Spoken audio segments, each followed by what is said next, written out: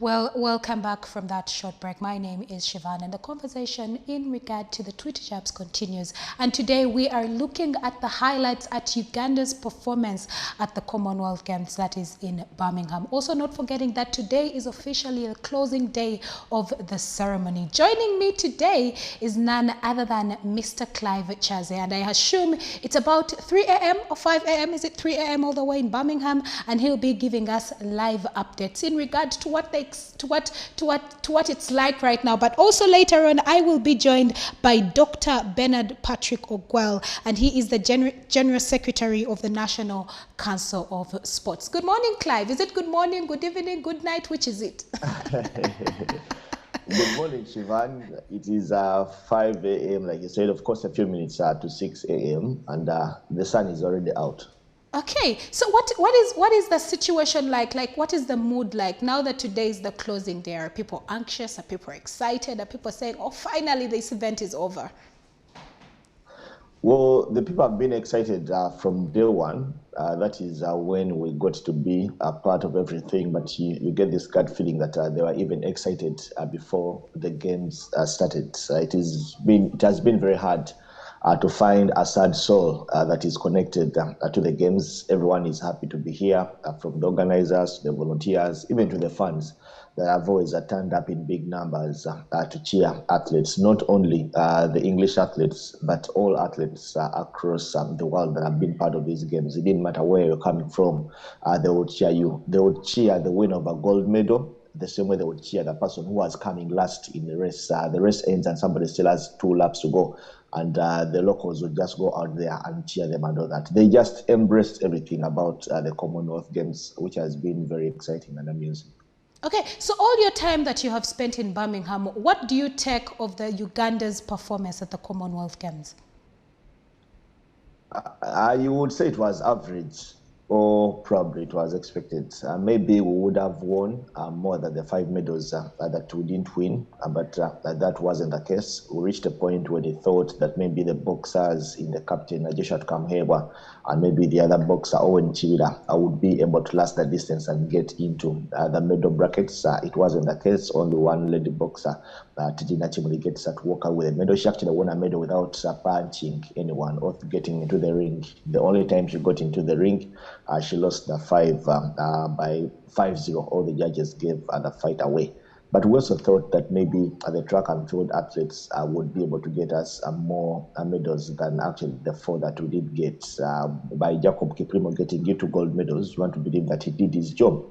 He won gold in all the events he took part in. Victor Kiplagat winning that gold medal in marathon. We thought maybe Perth Chemutai should have given us more than the bronze she gave us if she didn't fall in the steeple with 600 meters to go in that 3,000 meters steeplechase final. Then also Chisang, Chilangat, and Chebet. Maybe you thought that Stella Chisang could be able to defend at 10,000 meters gold, which wasn't the case. She also tried her luck in the 5,000 meters, and it didn't happen. So 5 medals, you want to believe it is below the standards of Uganda. I mean, we've had these games before where we've won 7 medals, where we've won 9 medals, and also considering that 4 years ago in Gold Coast, we actually won 6 medals. This performance is slightly lower than what we were able to achieve 4 years ago in Australia. Okay, so what are some of the challenges that we pick from these Commonwealth Games of 2022?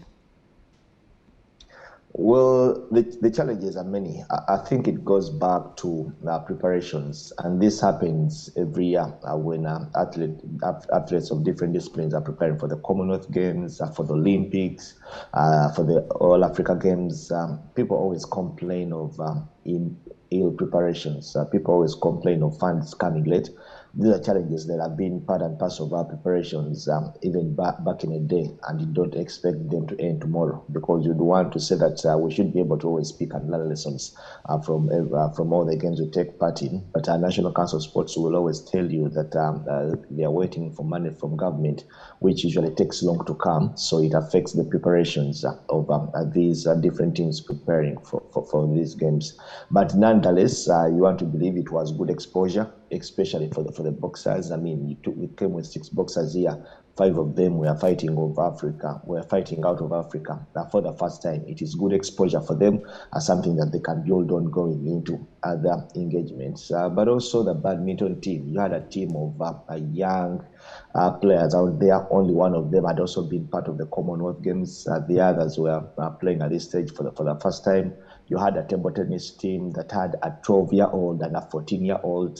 They came here, they picked a lot of lessons, they gathered a lot of experience you believe that they can use moving forward in future engagements. Okay, so among some of the information that reached our desk is the fact that Moses Muhanji, who is actually the president of the Boxing Federation, highlighted and said that equipment or gear had not been sent and that some of the boxers actually had to go without this gear. Do you think in one way or the other it actually affected the performance of Uganda when it came to boxing?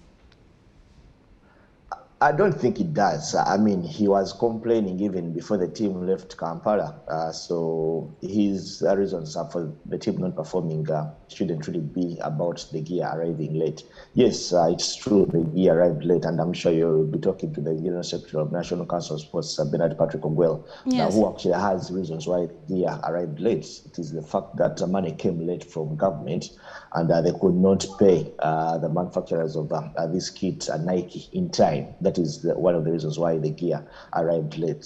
But for me, it goes back to the way people prepared for these events. People complain about government funding coming late, and you have the example of the netball team. They were in the same situation of government funding coming late, but the administration of Uganda Netball Federation never beat themselves around about it. They went out there, looked for funds, made sure that the girls get the best preparations. And much as they didn't get out of the group stages, you could see that they performed way better than what they were able to perform 4 years ago in Gold Coast. So sometimes we just want to give fault every now and then without actually looking at the situation at hand and telling ourselves, how do we go around this to see that we probably get the best out of what we are trying to plan for. So Clive, some people back here at home have been complaining and saying maybe government should invest more when it comes to athletes, of course, basing on the fact that the 3 gold medals actually came from athletes. What's your take on that? Should invest more in athletics activities while neglecting other sporting activities? Well, everyone wants to have a biased opinion when it comes to who government should be funding and who government shouldn't be funding. For me, I believe government needs to pay more attention to sports. Yes, people will say they should fund athletes more, and you'll ask them, funding in which sense? You want to believe that government should invest in infrastructure more, not only for athletics, but also for boxing, but also for netball and all these other disciplines. So for me, I believe it goes back to government accepting that actually sport has the power to sell the Pearl of Africa to the world out there. And how do we leverage on this? Is by investing more in sports. You have the high altitude center in the Sebe region that government has been constructing, I think, since 2012 or 2013. I mean, it is 10 years later and it's still being constructed. You want to believe that probably if it was a priority, that center should have been done in the first 3 or 4 years of groundbreaking. You have Nambole Stadium at the moment that does not only host football as a sporting discipline, but also all these other disciplines. And right now it is locked. It can't be accessed by any sportsman because it is under construction. We don't know for how long this construction will go on. You had the netball team preparing for the CommonWealth Games under the scorching sun over the Kamoja Sports Center before they could find a facility somewhere in Wakiso for about 2 or 3 weeks. Yet they are coming to take part in games that are played in an indoor facility. So for me, I believe if government paid attention to sports, all these other disciplines can actually perform at a higher level and get results, just like athletics are doing at the moment. Okay, so you keep on highlighting that. So in your capacity, you're trying to say that government has not done enough to support sporting activities in Uganda. So what should they do? What do you recommend that they should do? Well, beyond probably increasing the budget for sports funding, like we say time and again, I think they need to invest more in making sure that we have infrastructure out there. We need sports facilities. The ones we have need to be renovated or improved. Those that don't have need to be put in place. For me, I believe that is the stepping stone for us to have athletes, first of all, training on better facilities, but also getting the platform they need to improve themselves and get better. Because today you're giving boxing 3 billion Uganda shillings, you're giving netball 3 billion Uganda shillings and all that. But even if you give them that money, when they don't have proper facilities where they can train these athletes, that money is going to be used to organize international events. And the following year, they'll come and they'll ask for the same money and all that. So for me, I believe the government needs to go out of their way, invest money in improving the sports infrastructure in this country. That is the starting point for us to start having good athletes or averagely athletes that can compete favorably with other athletes out there.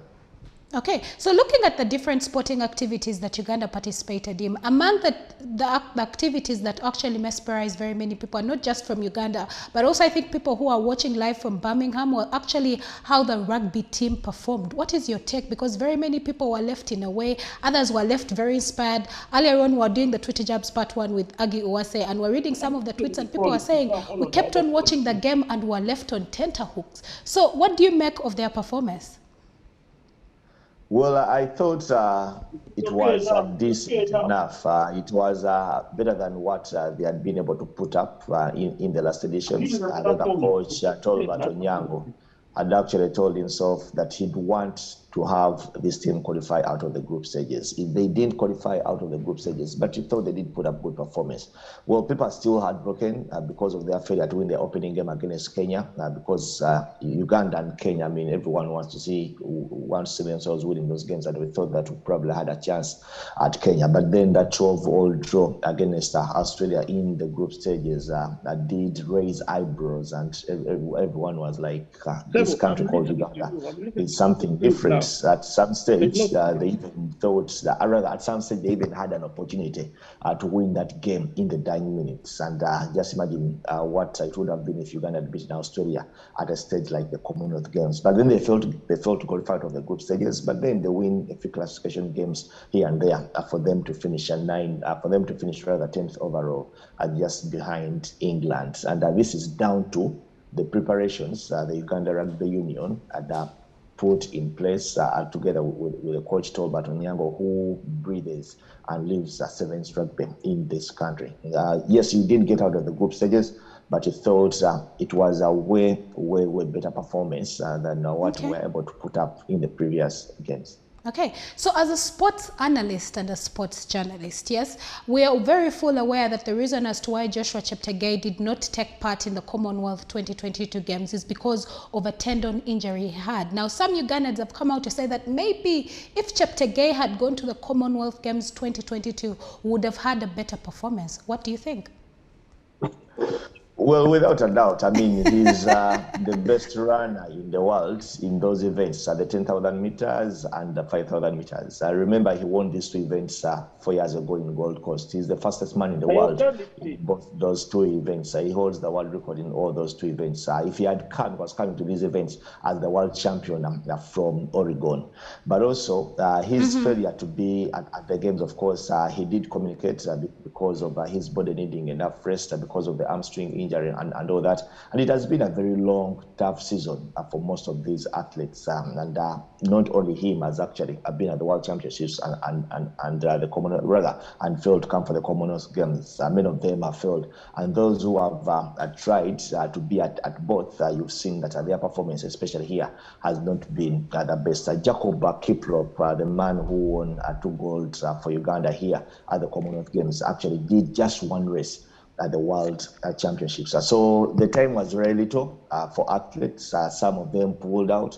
Some of them decided to endure. Joshua Cheptegei was listed to be part of these games because he was supposed to defend his titles. But of course, the hamstring injury suffered from the World Championships in Oregon did affect him in one or the other. And because the season is still going on for him, you have the Diamond League coming up and all these other events. He probably decided that I need to rest my body for me to be able to compete in those other upcoming events when I'm in good condition. Okay, so but women in the sporting section, especially here back in Uganda, complain that the government is not doing enough to actually support women into joining sports such as badminton, such as kickboxing, such as running. Would you say that when it comes to sports in Uganda, women have been neglected or marginalized? I don't think they have been neglected or marginalized. I mean, who is responsible to make sure that women do take part in sports? And I believe yes. women do take part in sports. I mean, we sent a team of 8 badminton players here, and it had 4 girls or 4 ladies and 4 men. At Yes. track and field, we were fairly represented. So yesterday in the 5,000 meters final, we had 2 ladies in there, Chesang and Chelangat. And it's the same story in all the other disciplines. I mean, for the first time in history, Uganda sent a female boxer to the CommonWealth Games. That's in Teddy Nachimoli. And she does leave with a medal, the first woman to win a boxing medal for Uganda at this stage. So I don't think it is entirely government. When you look at most of the sports disciplines out there, women are well represented. The only difference is that you need to hit probably a qualification mark for you to be at some of these events, and maybe that is where we failed to have enough women representing us. And you've just actually reminded me, by the end of yesterday, Nigeria had won 9 gold medals, and they were all won by women. Okay. But that doesn't mean that their men are actually not taking part in these games or these events. And it is not about government failing to get more women taking part in sporting events. I mean, it goes back to probably these women putting in enough in the different disciplines that they are attached to see that they find themselves at this stage. Okay, so as we wrap up this conversation, what are we to expect today at the closing ceremony? Well, I don't know. I expect a better ceremony than the opening ceremony. I've not had an opportunity to see what is going to happen today, but I would expect something that is more spectacular and exciting than the opening ceremony, because I mean the curtains will be coming down on the games, and maybe they'll continue to showcase what Birmingham and the United Kingdom is all about. But personally, I would want to give Birmingham City maybe 9 out of 10 for being able to organize such an event and pull it off in so many aspects. Okay, well, thank you so much, Clive, for giving us a bit of your time and letting us know as to what's happening in Birmingham. Thank you for having me, and I wish you a good time with a good doctor here. Okay, well, that was Clive Chazé all the way from Birmingham, giving us an update in regard to what is happening at the CommonWealth Games 2022. And according to him, being a sports journalist but also an analyst, he says Uganda this time round has performed averagely. And reasons to that is, one, because government needs to invest more, but also players need to be more intentional. Well, like I said, I shall be joined again by Dr. Bernard Patrick, and he is the General Secretary of the National Council of Sports. Good morning, Doctor. It's so good to have you this morning on Sunrise at Sea. Good morning. How are you? I'm fine, thank you. I'm fine, thank you. With CTV. Yes. I'm excited to be on. Absolutely, and it's good to have you here this morning, Doctor, as we talk about Uganda's performance and also looking at the highlights of how Uganda has performed at the CommonWealth Games 2022 in Birmingham. So as the General Secretary of the National Council of Sports, first off, I would like to understand, what do you make out of Uganda's performance at the CommonWealth Games?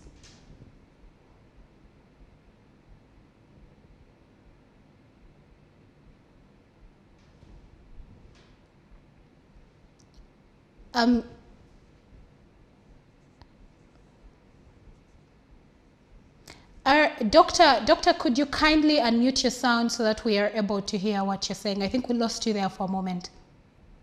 Oh, yes. Sorry. Okay, now we can hear you. I'm trying to first analyze the fact that the Commonwealth of Nations in total now are 75 members. And when we look at the attendance, we have 72 nations, Commonwealth nations. And most of those countries are actually sporting nations. Yes. With a very strong strong foundation in sports development, infrastructure, and funding. And therefore, in the first place, we are competing against the world best performance. Whether you would want to look at it from the perspective of Africa, it is in countries who are here are the most endowed countries in one place or the other. So the contest we have achieved here means a lot in terms of, first, the potential we have at home in the country, that is Uganda. Two, to prove to the rest of the world that Uganda indeed has all that it counts, in terms of talents and also the results. I note now our ranking, by yesterday I saw our ranking was 13th out of 72 nations overall. In any way, that's not a mean achievement. And I want to say that, yes, we have been able to improve on our attendance in terms of the numbers. Compared to the last event, this event, we were supposed to have in total 85 athletes. And when I say athletes, these are the people who come to compete. But because of one reason or the other, about 5 athletes could not make it on the list. So averagely, we are looking at 80 athletes who have featured in this competition. This by far is the biggest number Uganda has ever presented in the CommonWealth Games since 1956. Now, looking at the tally of our achievement in terms of medals, I think we have performed well. Looking at the circumstance, we have come all the way from COVID period, and also the fact that many nations now look at Uganda in many ways as a very strong force. The targets have been aligned to us. For example, you look at the marathon. It was very competitive this time around. If you compare the last Olympics, which after maybe the last one lap, you already know who is winning. This time around, the winning was the last 10 seconds. So I want to think that many nations are now looking at Uganda in many ways. Right here, Ugandans are being saluted every corner. So long as you're putting on the jersey of Uganda, everybody wants to take a picture with you. The athletes are very much endowed here. The officials are very much endowed here. So I want to first appreciate that, one, the athletes who have come here have made the country proud. Two, we have achieved because we set our targets. Our targets initially, we had the aim at 4 gold medals. Of course, you knew that if Joshua had come here, definitely that would have been an achievement, because with him now, nobody would look at in terms of at competing him. Bearing in mind the recent results he has posted in the 10,000 and 5,000. But of course, we also knew that the other kids in the block, like Kiplop, like Kiplop, were coming up. But nevertheless, our targets have been achieved, because when you set your target, you also look at the realistic aspect of it. So getting 3 gold medals, which was the same medal tally we got in 2018 in Gold Coast, it shows that we have been consistent. I also note that the other challenges, like I mentioned, that always affect us. And that one can be mentioned. Firstly, our athletes have just come back from Oregon. You are aware that, for example, Peru had a challenge even during the World Championships. Alima had a challenge even before, but we had to expose them because they really wanted to participate in these games. Now, if all of them were in a good shape, definitely those are already Uganda's best athletes. That you not doubt their potential at this stage. Because one, they are coming on the stage as world champions. Sarah Chelangat, who finished 4th. You note that this was a defending champion. But appearing here after 4 years, of course, you know what it means. So we have presented the best talent. And of course, the other young talent like Kiplop, who has come in, and others, like we have not got Oregot here. Oregot performance of recent is showing that he is a potential, athlete who would be putting Uganda on the map as well. But the visa issues delayed him to plan his travel on time, and therefore he could not arrive on time and actually. The same case for Joshua, who wrote formally I have a copy of the letter Joshua wrote, giving reason. So definitely, there are certain factors which was beyond us. And I would not want to blame anybody for that. Those are circumstances you have to go with. In terms of preparation, this time around we have tried. If I look at my chart of support extended to federations, okay, at least, but almost every federation, in terms of the necessary support, right from qualification event, preparation. The only challenge is now this very quarter, this financial year, where you are aware government had challenges because one, the financial year was starting. Two, there was an upgrade in the finance management system of government and the Ministry of Finance, where the permanent secretary, Minister of Finance, Plan Economic Development, even made a press conference to alert all the votes and the ministries, department, agents of government about the delays in the quarter releases. That therefore did not isolate us from the rest of the government organs or government institutions. So in one way affected us, but nevertheless, the leadership of the country intervened, and at the end of the day, the resources were released. Our challenge, which you might have known, some athletes could not access their allowances because one, they did not comply with certain standards that are required by Treasury. Because the National Organizing Committee chaired by the minister had made a decree that all payments must be done online. Now, unfortunately, in this era where everybody wants to make e-payment system, some people are yet to adapt to it. For example, most people do not have the tax identification numbers.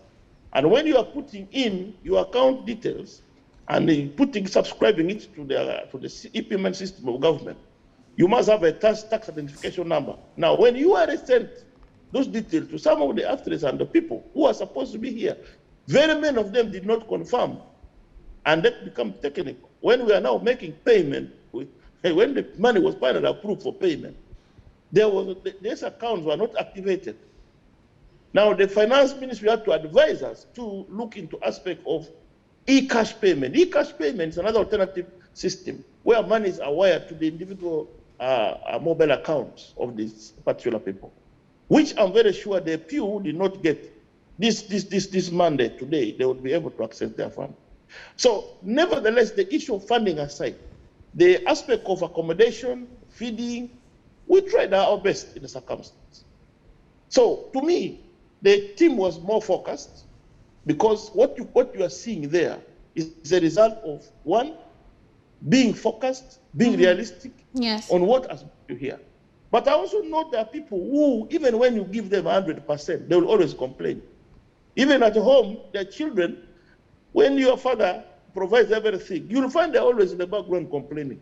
So those ones, we also have them. Because I've heard somewhere in the circle, some leaders were posting here and there. For us, we know some of them are not doing it by accident. It is by design.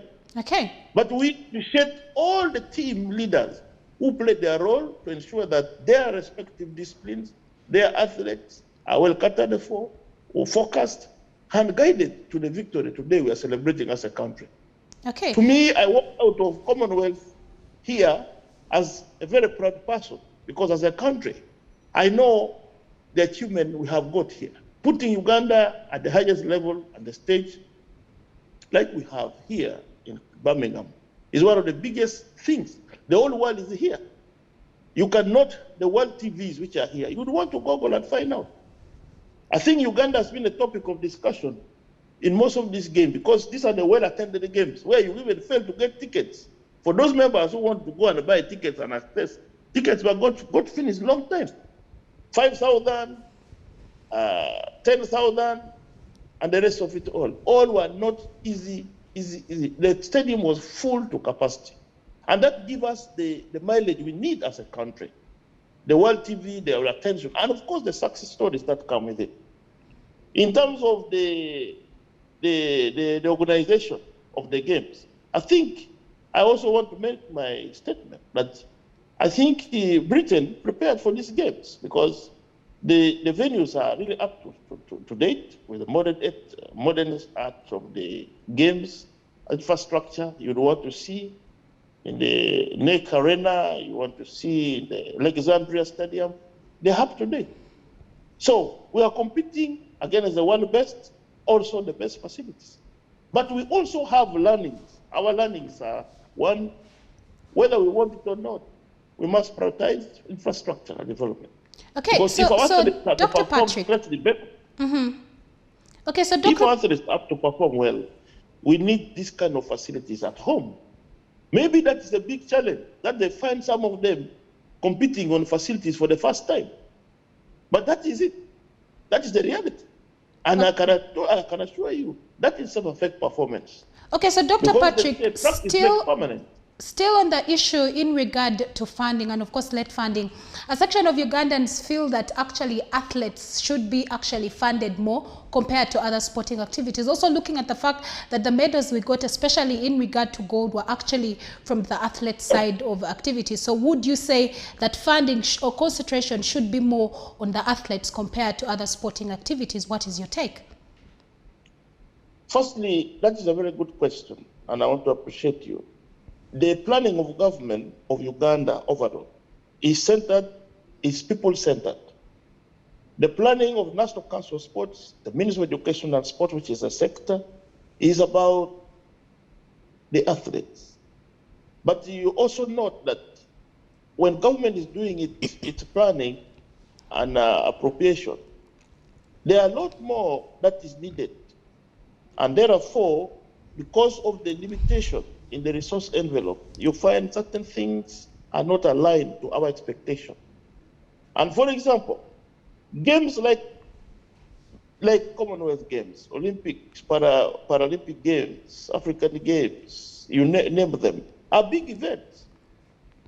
And by the fact that they are big events, we require, for example, adequate funding right from the level of the federations. The federations are the ones who manage, who organize their athletes, creating programs for them to participate, to identify them, to expose them to this stage.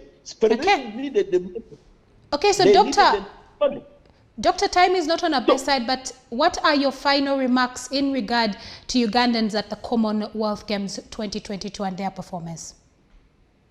Well, firstly, I want to congratulate all the medalists and all Team Uganda, athletes and officials, because all this has been a joint and teamwork for all. True. Two, to thank government of Uganda and His Excellency the President, the First Lady, and also the Minister of Education and Sport, the Minister of State, and the institutions of government, National Council of Sports, Uganda Olympic Committee, the leadership, for all they did together with the presidents of all these federations, because it starts with the leadership, for us to be celebrating this victory.